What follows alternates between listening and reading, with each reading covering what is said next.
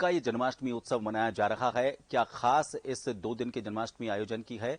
बातचीत करेंगे। दिल्ली से हमारे साथ आचार्य डीपी शास्त्री जी हैं, ज्योतिष आचार्य, वो जुड़ चुके हैं। शास्त्री साहब, सबसे पहले तो जन टीवी में आपका स्वागत है।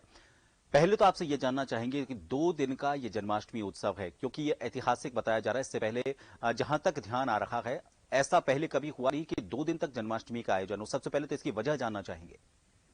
देखिए, 2 दिन की जन्माष्टमी नहीं होती है। हर समय में हमारा अनुष्ठान या व्रत निर्णय सूर्य के उदय से लिया गया है। आज अष्टमी सुबह 7:09:07 पे शुरू हुआ है। कल अष्टमी 11 लेकर के 37 तक है। बल्कि आज सप्तमी में उदय होने के कारण ये व्रत नहीं है। व्रत कभी भी उद्या तिथि का होता है। मथुरा वृंदावन की हम जो जन्मोत्सव मनाते हैं, निर्णय संतों कर्म की पुस्तक है, उसमें देखा जाए तो स्पष्ट लिखा है कि अष्टमी उपरांत नवमी व्रत करने का विधान है। तो 12 तारीख को अष्टमी में उदय है और 12 को जो बुधवार दिन है, जो भगवान का जन्म हुआ था, कृष्ण का जन्म बुधवार के दिन हुआ था, इसीलिए हम बुधवार ही इसको व्रत के लिए भी लिए और पूजन के भी लिए है। बल्कि आज जो व्रत है, जो सन्यासी लोग हैं, साधु लोग हैं, जो गृहस्थ जीवन में नहीं है, वो लोग अष्टमी को ही व्रत करते हैं और चंद्र व्यापनी व्रत करते हैं। तो इसीलिए आज का जो दिन है, वो लोग अपना व्रत रखे हैं। या भारत में कुछ ऐसा क्षेत्र है जहाँ पे कुछ लोग अपनी परंपरा को उसको नहीं देखते, नहीं मानते हुए खाली अष्टमी देखते हैं कि आज रात में अष्टमी है, मैं व्रत कर लिया। बल्कि ये विधान में, ज्योतिष में, शास्त्र में, मत में सप्तमी अष्टमी कहीं नहीं लिया गया है। क्योंकि हमारे ज्योतिष का एक बहुत बड़ा सिद्धांत है, निर्णय सिंधु।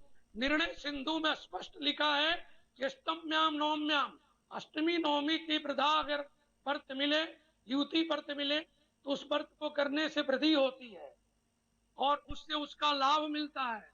तो हम तो 12 तारीख के जो व्रत है, जो यज्ञ है, अनुष्ठान है, भगवान को स्नान कराएं, खुद व्रत करें। रात्रि में, भगवान के मध्य रात्रि में, अभिजित मुहूर्त में गंगा जल से या दूध से, दही से, घी से, शहद से स्नान कराएं और भगवान का श्रृंगार करें। कृष्णा नामम, भगवान कृष्ण का जो नाम है वो समरसता से है और भगवान कृष्ण को जितना श्रृंगार करें, उतने जीवन में आनंद की अनुभूति होती है। आज जो लोग आज सन्यासी, साधु, स्मार्त लोग व्रत किए हैं, वो तो करेंगे ही अपने रात्रि में भगवान का पूजन। बल्कि वैष्णव संप्रदाय के लिए, गृहस्थ जीवन के लिए 12 तारीख का व्रत ही मान्य है। शास्त्री जी, एक सवाल और। अ, देखिए, जो भक्त होते हैं, कान्हा के भक्त, वो ये चाहते हैं कि जब पाटोत्सव हो, जब भगवान अवतरित हों, कृष्ण भगवान, तो वो मंदिरों में जाकर उनके दर्शन करते हैं, उस दर्शन के वो लाभ लेते हैं। अब चूंकि कोरोना का काल चल रहा है, तो मंदिरों में तो लोग जा नहीं सकते। सिर्फ एक टीवी और एक इंटरनेट ऐसा माध्यम है जिससे वो इसका दर्शन लाभ ले सकते हैं। लेकिन लोगों के मन में शंका जरूर रहती है कि अगर हम मंदिर ना गए और वहां पर मंदिर में पाटोत्सव में हिस्सा ना लिया, जन्माष्टमी के हम हिस्सेदार ना बने, प्रत्यक्ष तौर पर हमने भगवान की मूरत को ना देखा, तो उसका कहीं लाभ हमको कम ना मिले। तो क्या आपका इस बारे में कहना है, कोरोना काल के चलते अगर वो मंदिर नहीं जा पा रहे हैं, तो क्या वो जो इसका पुण्य लेना चाहते हैं, क्या उस पर कोई असर पड़ेगा? अगर लोगों की ये गलतफहमी कही जाए।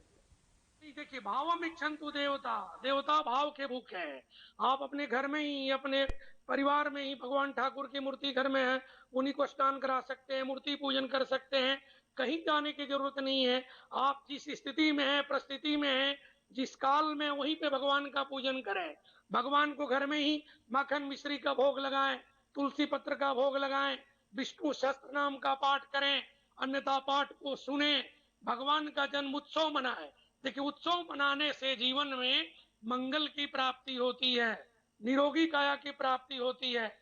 उत्सव जिस तरह हम अपने बच्चों के बर्थडे मनाते हैं, जन्म उत्सव मनाते हैं, ये परम पिता भगवान का उत्सव है। मंदिर में जाएं या ना जाएं, कोरोना काल में आप अपने आप को सुरक्षा करें।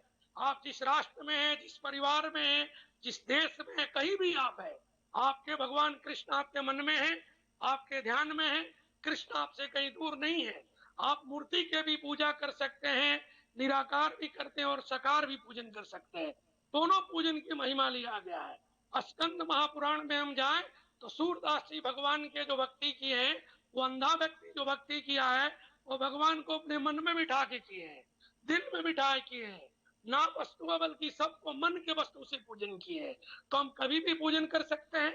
इसीलिए हमारे लिए कोई स्थिति अभी बनी हुई है कोरोना का, इसमें अपना शरीर को, अपने स्वास्थ्य को देखना आपकी बड़ी पूजा है, समाज को भी देखना आपकी पूजा है। तो आप राष्ट्र समाज को देखें और परिवार को इससे बचा के रखें, खुद बच के रहें और पूजा आप घर में ही करें। अगर घर में आप पूजा करेंगे तो आपकी मनोकामना उतनी पूर्ति होगी जो मंदिर में जाने से होगी। हाँ, क्योंकि सरकार, प्रशासन हमारे आपके हित के लिए ही ये समय निर्धारित किया है कि आप अपने आप को बचाव करते हुए धर्म के साथ प्रतिपालन करके धर्म के साथ रहें। एक चीज मैं आपको बता देना चाहता हूं कि धर्मो रक्षति धर्मा, धर्म आपको बराबर रक्षा करता है। आप धर्म की रक्षा अपने घर से भी कर सकते हैं। इसीलिए इस काल में आपको पूजा जो भगवान को करना है, साधु सन्यासी अगर कर रहे हैं आज तो राधा भगवान को करें, और वो कल जो हमारे लोग करें, गृहस्थ जीवन के लोग, वो जी कल भगवान का स्नान ध्यान करके अपने घर जी से ही पूजा प्रारंभ शुरू करें। बिल्कुल आपने आचार्य जी एक तो ये बहुत अच्छी बात कही कि जरूरी नहीं है कि हम सिर्फ मंदिर में जाके ही पूजा करें। अगर आप मन से सकार या फिर निराकार अगर आप मन में भक्ति भाव रखते हुए भी किसी की पूजा करते हैं तो उसका उतना ही पुण्य आपको मिलता है। और जो भी बाध्यताएं फिलहाल कोरोना की वजह से हैं वो आपको स्वस्थ रखने के लिए रखी गई हैं, और आप अगर स्वस्थ हैं तो आपका मन स्वस्थ है, तो इसके बाद आपको भक्ति का पूरा वो लाभ मिलता है जो आपको मंदिर जाने पर भी मिलता है। बहुत बहुत धन्यवाद हमसे जुड़ने के लिए, बहुत बहुत शुक्रिया।